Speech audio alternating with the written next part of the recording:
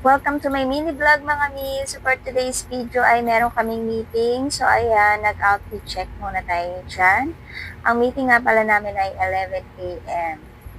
At ito nga ay kumain muna ako dito ng konti para naman hindi sumakit ang tiyan at hindi din mahido. Ewan ko ba kapag hindi ako kumakain sa umaga nahihido ako. And ito nga ay papunta kami sa meeting ngayon sa may Dalampasigan at ito sasakay na ako ng tricycle. So yan, attend tayo muna ng meeting para ma-refresh ulit yung ating utak sa mga pagbibenta ng mga realties. Dalampasigan po.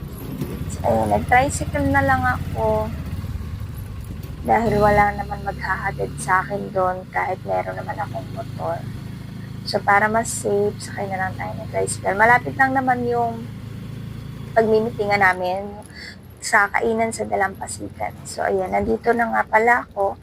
Kainan sa Dalampasigan ito dahil malapit lang ito sa dagat.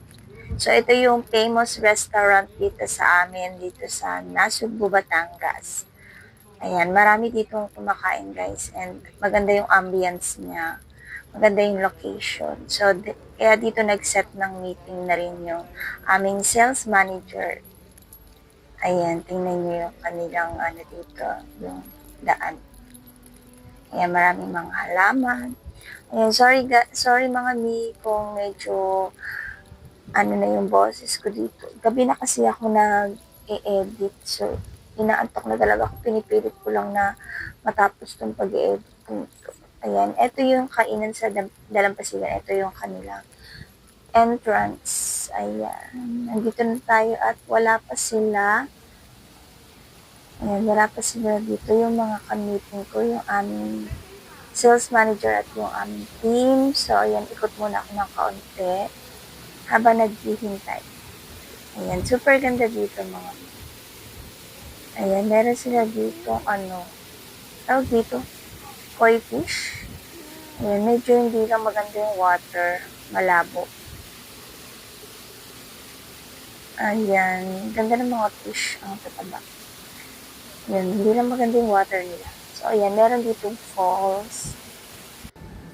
So, ayan, video-video muna dyan habang nag-intay. So, ayan, ito na nga pala, dito na yung mga kamiting.